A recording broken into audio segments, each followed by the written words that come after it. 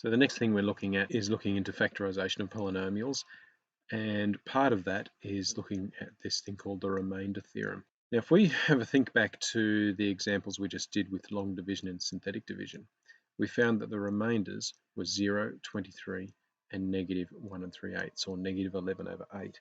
If we wanted to find what the remainder was of a division, we don't have to go through and do the division itself to find the remainder.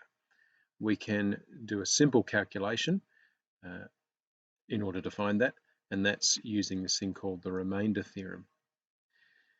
Now, the remainder theorem says that if we have a polynomial, p of x, and we divide it by an expression ax plus b, a and b are just real numbers, okay, the remainder will be p of negative b over a.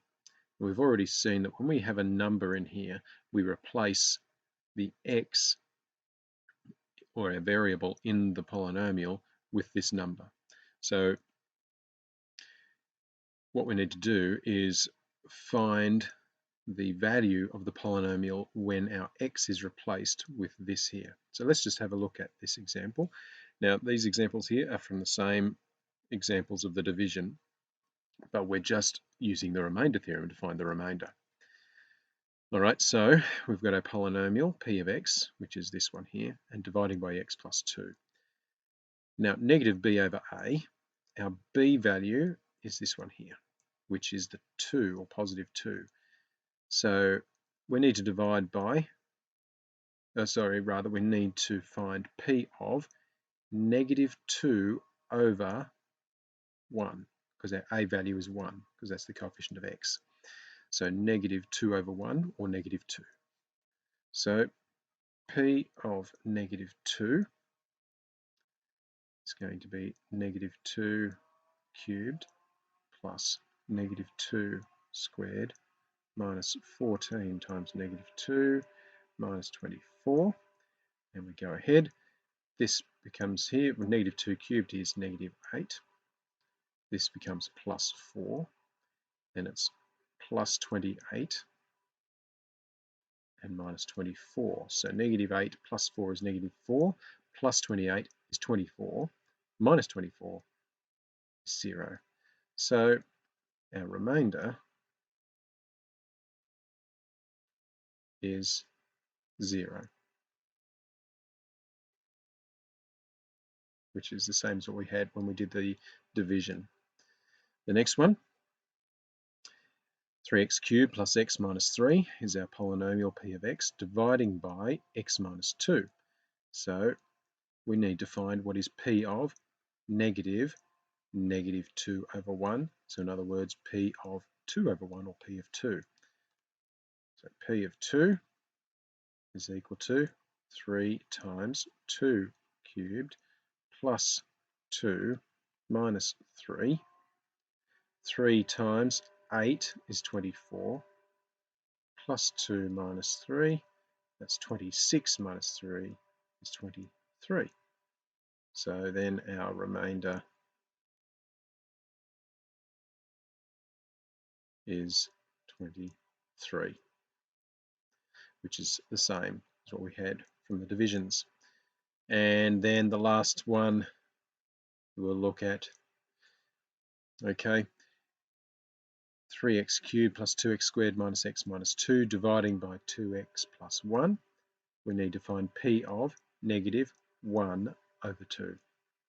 Okay, negative 1/2.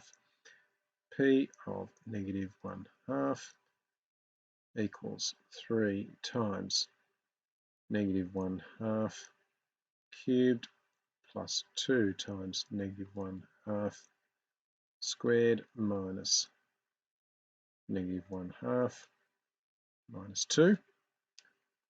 Negative 1/2 cubed is negative 1/8, so that's 3 times negative 1/8, which is negative 3 over 8, plus negative 1/2 squared will be a positive 1/4, and 2 times 1/4 is a half. And then we've got plus 1/2 minus 2. All right, so then we add these. So let's simplify this a bit. A half plus a half is 1. 1 minus 2 is negative 1 minus 3/8. So that's negative 1 and 3/8, or negative 11 over 8. So then our remainder is negative 11 over 8. All right, so that's how we use the remainder theorem. Let's continue on and have a look at these notes a bit further and look at something called the factor theorem. All right, now we know that if one number is a factor of another, then it will divide into it a whole number of times. For example, 4 we know is a factor of 12, because 4 can divide exactly 3 times into 12. So we know 4 is a factor of 12, as is 3. Other factors of 12, 2 and 6, 1 and 12. Okay, so because they all divide an exact whole number of times. When we do the division, it leaves no remainder. Okay, so we know that a number is a factor of another if when we divide it, it leaves no remainder. All right, and another example, 45 divided by 9 is exactly 5 with no remainder. So we say that 5 is a factor of 45 and 9 is a factor of 45. The factor theorem says that if p of x is a polynomial and p of a equals 0, then x minus a will be a factor of p of x. The converse of that is that if x minus a is a factor of p of x, then p of a will be will be equal to 0.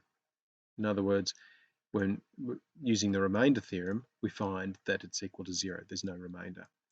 So we can show that an expression, say x plus 1 here, is a factor of this polynomial by dividing if we want it, but if we don't want to divide it, we can just show that it's a factor by showing that the remainder is equal to 0. And once we do that, we can then go ahead and find the other linear factors, and that's what we need to do here. So the first thing, show that x plus 1 is a factor of this polynomial. So we're going to let p of x equal x cubed minus 4x squared plus x plus 6. So to show that x plus 1 is a factor of this polynomial, we need to show that p of negative 1 is equal to 0. Okay, so p of negative 1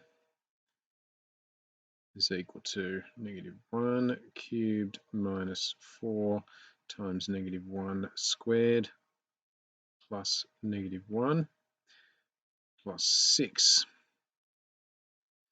So that's negative 1. That's going to be minus 4 minus 1 plus 6. So negative 1 minus 4 is negative 5. Minus 1 is negative 6. Plus 6 is 0. So because it's equal to 0, we can say, therefore, x plus 1 is a factor. All right.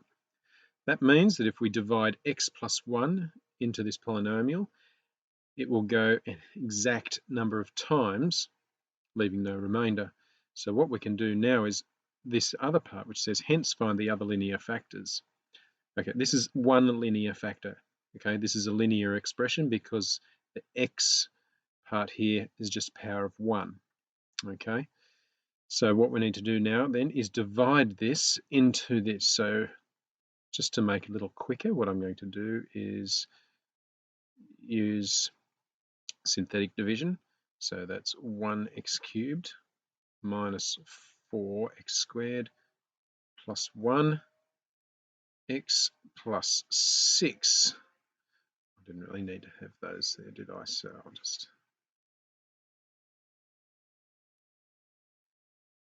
for those.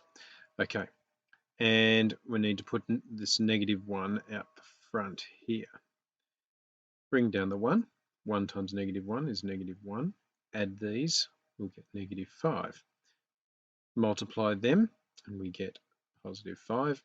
Add them, we get 6. 6 times -1 is -6. Add these is 0. So our remainder is 0. I mean, that's a pretty quick way of doing it as well, to be honest. Okay. Now, what we need to do is, this is the coefficients of our quotient. So what we find is the other factor is 1x squared minus 5x plus 6. So here's our quotient. That is not a linear factor because this is a quadratic. So what we need to do then is we need to factorize this. Okay, and so factorizing a quadratic, we remember, okay, because this is the x squared has a coefficient of 1, we can just simply look at the factors of 6, two numbers that multiply to give 6 and add to give -5, okay, which is going to be -3 and -2. Okay, multiply them together, you get +6, and you add them together and you'll get -5. So that means we can write this as x minus 3, x minus 2. So these now are our linear factors. So what that means is all the linear factors, okay, so the factors of p of x, okay, which is this polynomial here, are x plus 1,